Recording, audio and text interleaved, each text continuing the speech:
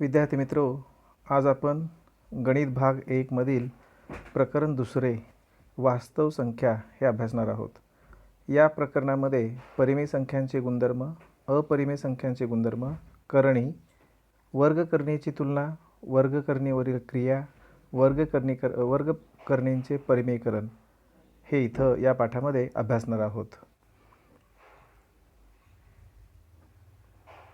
मागील इयत्तांमध्ये आपण नैसर्गिक संख्या, पूर्णांक संख्या, वास्तव संख्या यांचा अभ्यास केला आहे. कॅपिटल एनने नैसर्गिक संख्यांचा संच दर्शवला जातो. त्यामध्ये 1 2 3 4 डॉट डॉट डॉट म्हणजे त्या 1 पासून संख्या तयार होतात. होल नंबर्स पूर्ण संख्यांचा संच.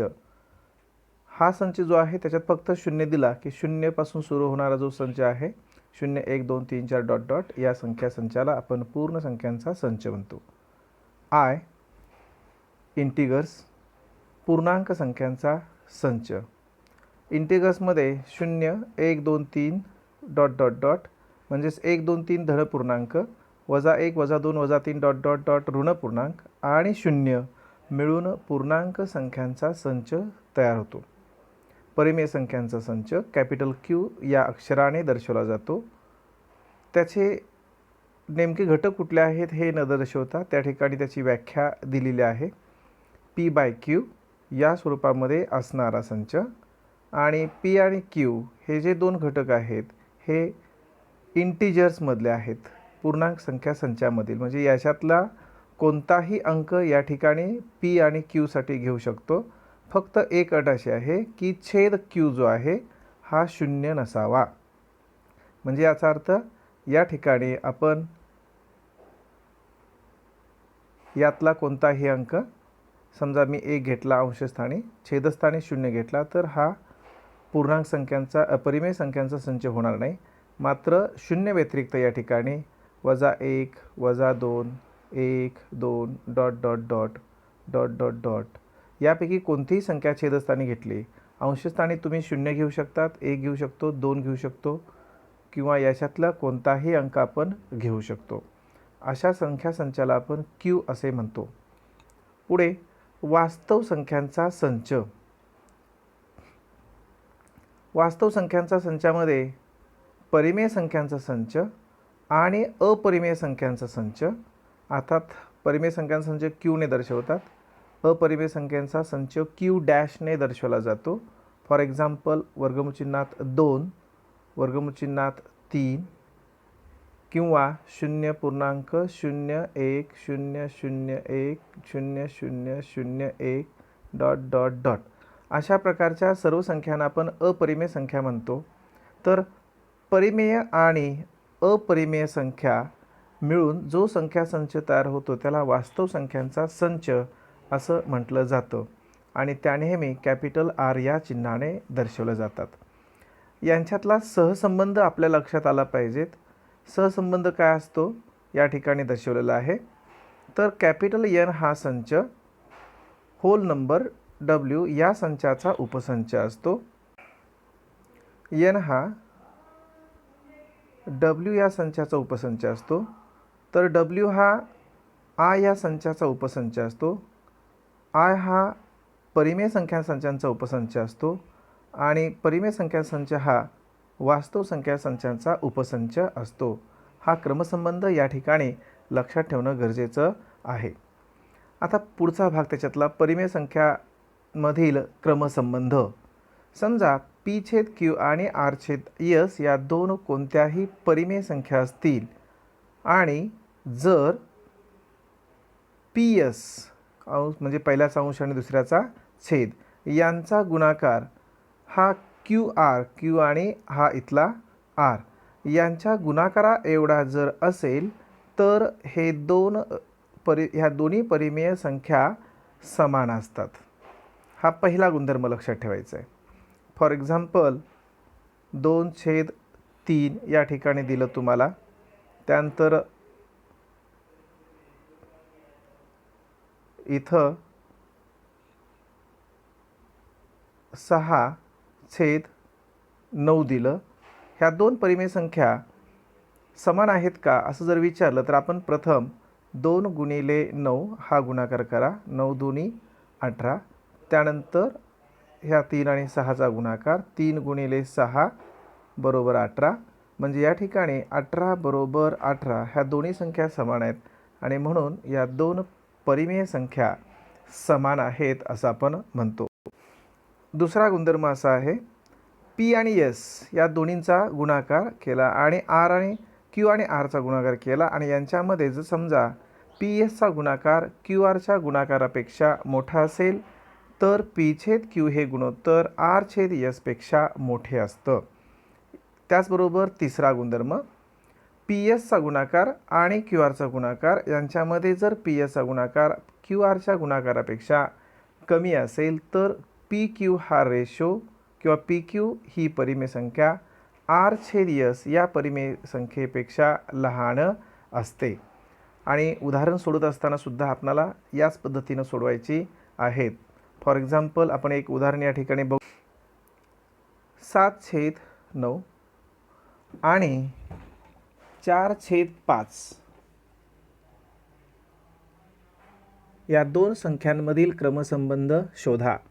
प्रथम 7 गुणिले 5, 7×5 35, 9 गुणिले 4, 9 चोक 36. पहिली संख्या उत्तर आलेलं 35 आणि हे 36. 35 लहान आहेत म्हणजेच याचा अर्थ 7/9 हा रेशो 4/5 पेक्षा लहान आहे असं म्हटलं जातं. परिमेय संख्यांचे गुणधर्म, प्रॉपर्टीज ऑफ रॅशनल नंबर्स.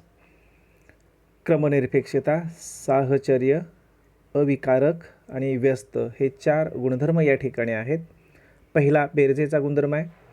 समजा ए या परिमेय संख्येमध्ये बी ही मिळवली म्हणजेच बी या संख्येमध्ये ए मिळवले. ए अधिक बी केलं काय आणि बी मध्ये ए मिळवला काय, दोन्हींचं उत्तर समान असणार आहे. दुसरा नियम या ठिकाणी आपल्याला बघायचा आहे.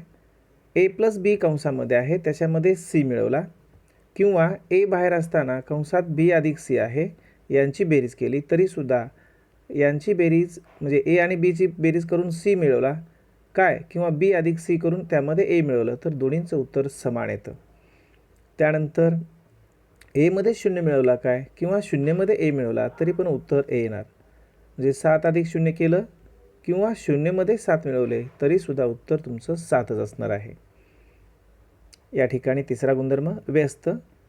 एची आणि एची व्यस्त संख्या वजा ए यांची बेरीज जी आहे ती नेहमी 0 असते आणि त्याचबरोबर त्या दोन संख्यांचा गुणाकार व्यस्त संख्या एची गुणाकार व्यस्त संख्या 1/ए यांचासुद्धा गुणाकार नेहमी 1 असतो. या ठिकाणी मात्र छेद ए किंवा हा जो ए आहे हा 0 असता कामा नये. हे बेरजेचे गुणधर्म आहेत. इकडं गुणाकाराचे दिलेत.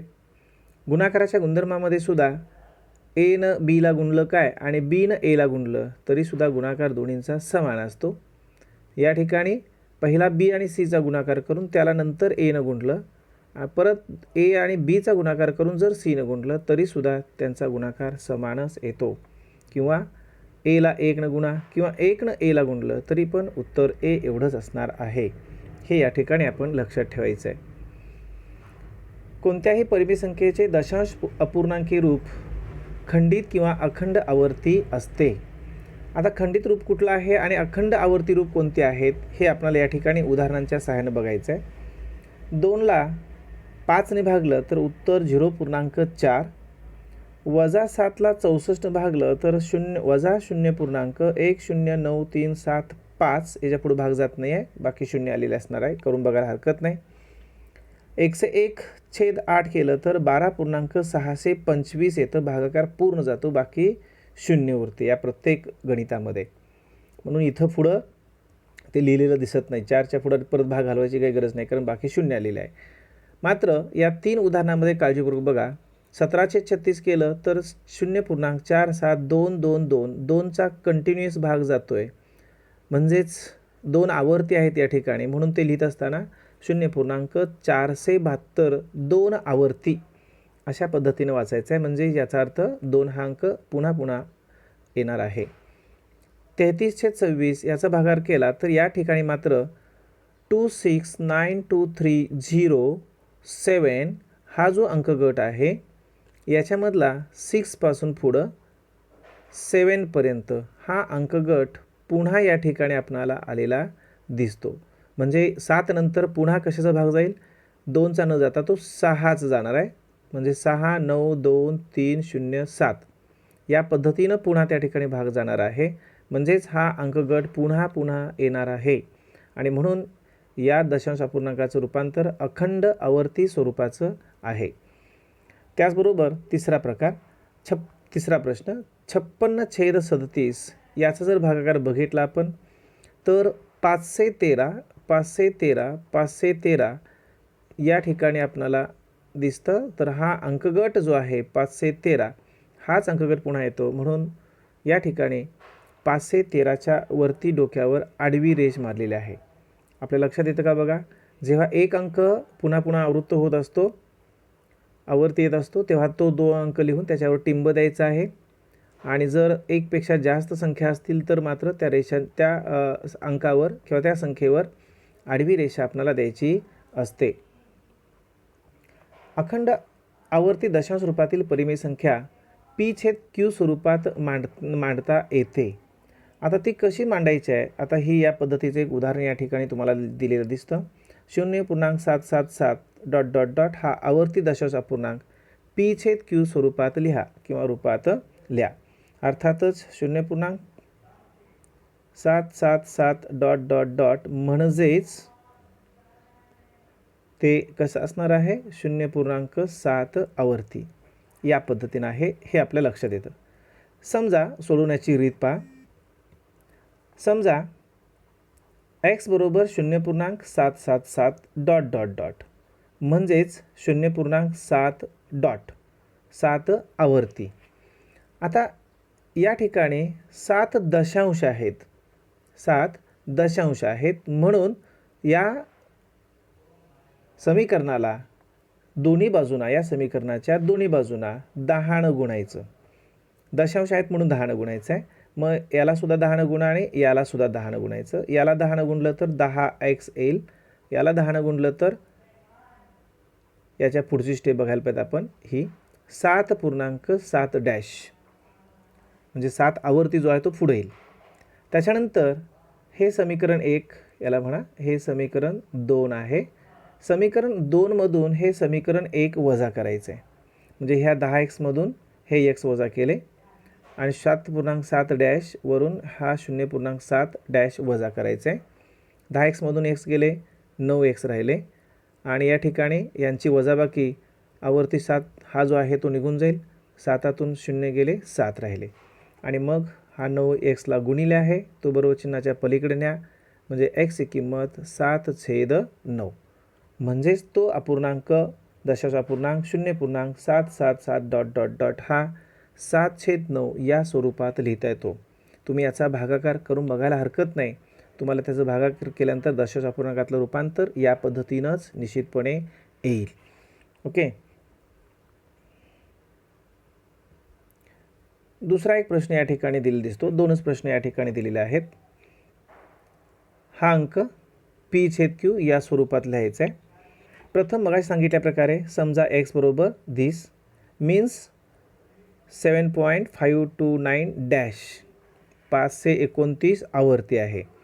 या ठिकाणी पाहायला हरकत नाही, 529 ... म्हणजे 529 आवर्ती, म्हणजे x ची किंमत ही झालेली आहे. आता याच्या पुढं 7 पॉईंट पुढच्या बाजूला जर बघितलं तर 3 घरं आहेत. त्यामुळं मगाशी एक घर होतं म्हणून 10 घेतलं, 2 घरं असतील तर 100 घ्यायचं आहे. म्हणजे फॉर एक्झाम्पल 0.7 असेल तर समीकरणाच्या दोन्ही बाजूला 10 ने गुणायचं आहे. x बरोबर 0.71 असेल तर समीकरणाच्या दोन्ही बाजूला 100 ने गुणायचं आहे आणि 0.712 असेल तर समीकरणाच्या दोन्ही बाजूला 1000 ने गुणायचं आहे. तसं पाहायला गेलं तर या ठिकाणी आपल्या लक्षात येईल की 7च्या पुढं 3 घरं आहेत, म्हणजे समीकरणाच्या दोन्ही बाजूला 1000 ने गुणायचं आहे. इथे 1000 ने गुणलं, याला सुद्धा 1000 ने गुणलं तर 529 दशचिन्हाच्या अलीकडे आलेत 7529 आणि दशचिन्हाच्या पुढं 529 पुन्हा आवर्ती राहणार आहेत. नेहमीप्रमाणे या समीकरणाला 1, याला समीकरण 2, 2मधून 1 वजा, 2मधून 1 वजा म्हणजेच या 1000x मधून x गेले, 1000x वजा x, आणि याच्यामधून हे वजा केले, पुन्हा स्टेप लिहिलेलं आहे इथं. 1000मधून x वजा केले 999x, आणि 7529.529 वजा 7.529 यांची वजाबाकी, हे आवर्ती निघून गेलं, आणि या 7529मधून 7 गेले तर 7522 उरले, आणि हा 999 बरोबर चिन्हाच्या पलीकडं नेला, भागिले होतील, म्हणजे x बरोबर 7522/999. तर याचं रूपांतर या p/q स्वरूपात या पद्धतीनं होऊ शकतं. विद्यार्थी मित्र, यावर आधारित सराव संच 2.1 2.1 एवढी गणितं आहेत 3, तर ही सोडवा. काही अडचण असल्यास निश्चितपणे मला कॉल करायला हरकत नाही. धन्यवाद.